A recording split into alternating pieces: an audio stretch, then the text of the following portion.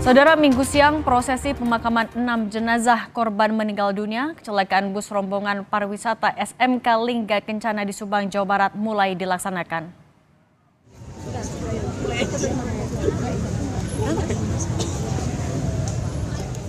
Korban yang dimakamkan pada Minggu siang adalah Suprayogi, Intan Fauzia, Mahesa Putra, Intan Rahmawati, Dimas Aditya, dan Robiatul Adawiyah. Keenam korban dimakamkan di TPU Parung Bingung, Depok, Jawa Barat. Keluarga dan kerabat ikut menghantarkan korban ke tempat peristirahatan yang terakhir.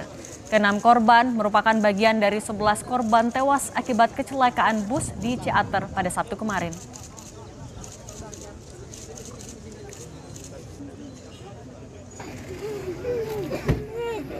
Tiga jenazah dari 11 korban tewas akibat insiden kecelakaan bus di Ciater, Subang, Jawa Barat tiba di rumah duka. Ketiganya diketahui tinggal di lingkungan yang sama di Kelurahan Rangkapanjaya Baru, Pancoran Mas, Depok, Jawa Barat. Kedatangan jenazah Dimas Aditya, Intan Rahmawati, dan Mahesa Putra disambut isak tangis keluarga dan kerabat. Ketiga jenazah merupakan pelajar SMK Lingga Depok yang menjadi korban tewas insiden kecelakaan bus di Ciater, Subang, Sabtu kemarin.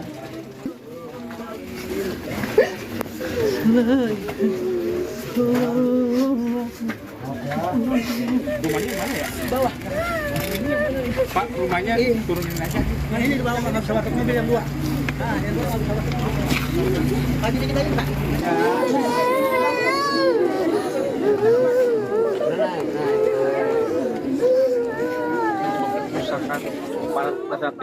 Polisi kembali melanjutkan proses olah TKP di lokasi kecelakaan bus Putra Fajar di Ciater, Subang, Jawa Barat.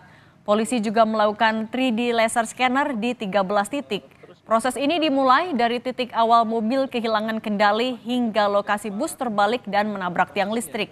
Kakor Lantas Polri Irjen Aan Suhanan menyebut tidak ditemukan jejak pengereman di lokasi kecelakaan. Hingga saat ini pendalaman masih terus dilakukan untuk memastikan penyebab utama kecelakaan yang menewaskan 11 orang. Gambaran seperti apa lalu lintas Polda Jawa Barat sendiri sampai titik terakhir di depan sana menabrak tiang listrik. Ini tidak ada jejak rem sama sekali. Artinya ini perlu kita selidiki ya, kenapa tidak ada jejak rem, apakah remnya tidak berfungsi atau pengemudi panik. Kecelakaan bus pariwisata yang mengangkut rombongan pelajar SMK Lingga Kencana di Subang mengakibatkan 11 orang meninggal dunia.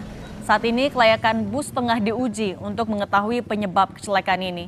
Untuk membahasnya telah bergabung bersama kami Ketua Subkomite LLAJ KNKT, Bapak Ahmad Wildan. Pak Wildan, selamat sore. Selamat sore.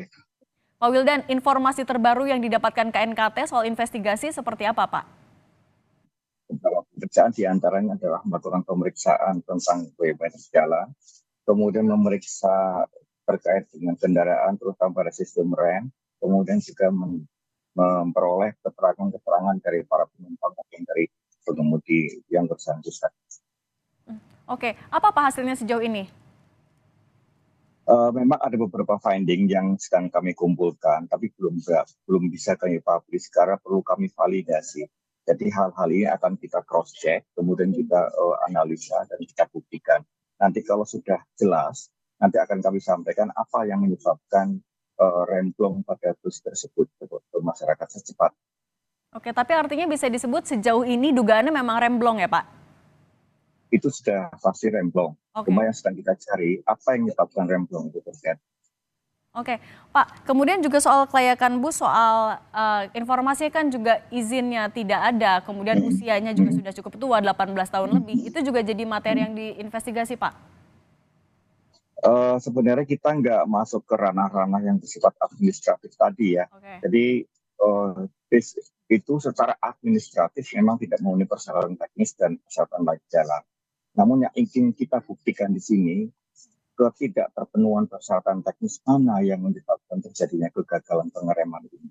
Kemudian terkait dengan masalah berizin atau tidak berizin itu adalah kaitannya dengan persyaratan aspek legal daripada bus ini, dan ini adalah urusan kewenangan daripada Kementerian Perhubungan. Demikian juga masalah usia kendaraan.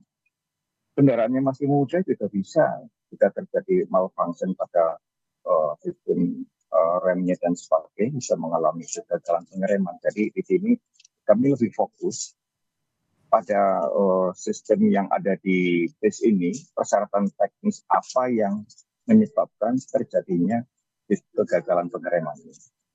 Oke, ini terkait tidak ditemukannya jejak rem, ini juga jadi salah satu temuan KNKT ya Pak? Iya, karena dengan tidak adanya pengereman artinya tidak dilakukan pengereman. Nah, tidak dilakukan pengereman ada dua kemungkinan, pengemudinya tidak mengerem atau pengemudinya mengerem tapi sistem remnya tidak berfungsi. Kalau dari keterangan awal pengemudinya mencoba melakukan pengereman tapi memang tidak berfungsi. Oke. Pak, kalau dari sejauh ini dari investigasi KNKT, artinya apa catatannya Pak? Apa evaluasinya? Nah, ini menjadi perhatian agar para pengemudi kendaraan besar ya, terutama. Ada dua hal yang harus diperhatikan. Yang pertama, biasakan sebelum melakukan operasional kendaraan, itu melakukan pemeriksaan dini atau traffic inspection, terutama pada sistem rem. Karena semua kegagalan sistem rem itu tidak serta-merta terjadi pada saat kendaraan beroperasi. Selalu diawali. Jadi kalau mereka melakukan pemeriksaan dini atau traffic inspection, maka hal itu seharusnya sudah terdeteksi dari awal dan pengemudi bisa memutuskan untuk tidak melanjutkan perjalanan. Yang kedua, pada saat melalui jalan yang menurun atau menanjak, pahami teknik menggunakan teknologi pemindahan gigi yang ada di kendaraan. Pahami penggunaan sistem rem. Jangan menggunakan sistem rem yang berbasis gesekan atau rem utama. Gunakan engine brake, gunakan assist brake, gunakan retarder, dan sebagainya. Hal-hal ini yang harus dipahami dan dikuasai oleh para pengemudi kendaraan besar. Oke. Pak Ilham, kemudian juga kalau berarti terdekat, apalagi yang akan dilakukan KNKT Pak? Ya, kita tadi untuk menemukan indikasi tadi Pak. Ya, kalau perhitungan geometrik jalan sudah kita lakukan. Dan kita sudah memperoleh beberapa wawancara dengan saksi yang ada di lapangan. Besok pagi rencana kita akan melakukan pemeriksaan terhadap kendaraan untuk melakukan validasi. Kita sudah punya hipotesa bagaimana remblong itu terjadi, tapi ini masih menjadi perhatian kami dan kami besok akan melakukan pemeriksaan terhadap kendaraan itu untuk membuktikan apakah hipotesa itu sudah sesuai dengan prinsip-prinsip otomotif dan dinamika kendaraan. Oke, Pak, kalau untuk melihat indikasi kelayakan bus apa aja sih Pak? Ya, terutama kan di sebuah kendaraan ada banyak sistem ya, ada sistem kemudi, sistem rem, sistem transmisi dan banyak. Cuma yang sering kali menyebabkan terjadi kecelakaan itu pada sistem rem. Di sistem rem ini ada sistem rem yang menggunakan pneumatis atau menggunakan hidrolis. Nah, pengemudi itu harus paham. Jangan sampai terjadi kebocoran pada sistem rem pneumatis ataupun hidrolis. Kebocoran inilah yang bisa menyebabkan kegagalan pengereman. Juga terkait dengan kampas rem. Kampas rem ini kaitannya dengan travel stroke, jarak kampas menuju tromol dan sebagainya. Nah, ini harus menjadi perhatian bagi para pengemudi. Bagaimana cara mendeteksi tidak adanya kebocoran pneumatis? Bagaimana cara mendeteksi tidak adanya kebocoran hidrolis? Bagaimana memastikan kampas remnya ini aman?